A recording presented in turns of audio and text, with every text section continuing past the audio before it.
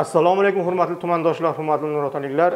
Nurota tuman kambag'allik qisqartirish va bandlikka ko'maklashish bo'limi tomonidan 2025-yil 4 oylik davomida amalga oshirilgan ishlar to'g'risida qisqacha gapirib o'tsam.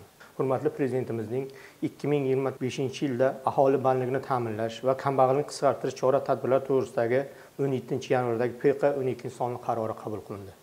Ushbu qarorga muvofiq viloyat hokimining tegishli qarori qabul qilindi va qaror qabul qilingan bo'lib, yo'l xaritasi belgilab olindi hamda ish guruhi tarkibi tuzildi. Ushbu qarorga asosan Nurota tumanidan 2025-yilda jami 8718 ta doimiy, mavsumiy va vaqtinchalik ishlarda bandlikni ta'minlash masalalari rejalashtirilgan bo'lib, bu bo'yicha tuman bay, mahalla bay, manzilli ro'yxatlari shakllantirib olindi.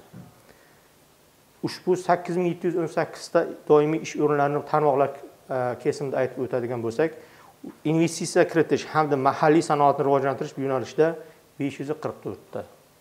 Shundan 45 ta tarmoq yirik va 499 ta hududiy loyihalar hisobiga.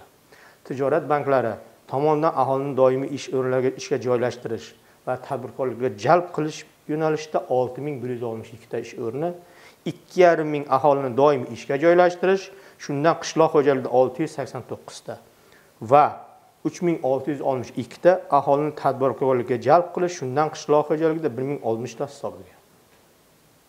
Qishloq xo'jaligida fermer, dehqon xo'jaliklari va tomorqa yer egalari kengashi hisobidan 1599 ta. Shundan 72 ta aholini doimiy ishga joylashtirish va 1522 ta aholini mavsumiy ishlarda. Qurilish sohasida 413 ta, uy-joy qurilishida 233 ta, sanoat korxonalarida 156 ta, ijtimoiy obyektlar qurilishida 24 ta aholi bandligini ta'minlash belgilab olindi. Endi ushbu qarorning 4 oylik ijrosi bo'yicha gapiradigan bo'lsak, investitsiya kiritish hamda mahalliy sanoat rivojlantirish yo'nalishida 175 ta ish o'rni rejalashtirilgan bo'lib, ushbu reja 287 taga, ya'ni 164% ga bajarildi.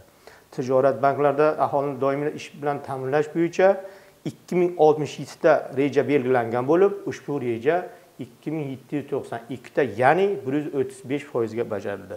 Qishloq xo'jaligi yo'nalishida esa 876 ta bo'lib, ushbu reja 909 taga yoki 104% ga bajarildi.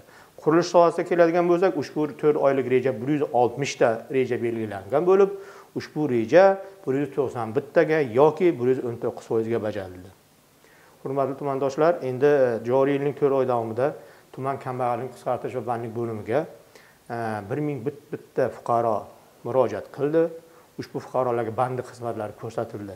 Ya'ni 788 ta fuqarolar doimiy ishga joylashtirildi, 364 ta fuqarolar esa kasb hunarga o'qitildi.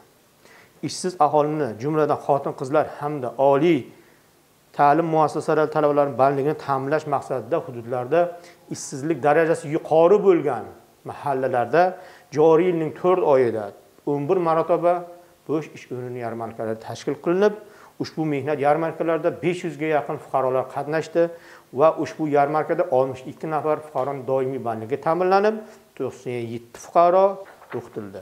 Tumanimizda joriy yil boshida 1470 ta kambag'al oila mavjud bo'lib, kambag'allik darajasi 8,5% tashkil etgan edi.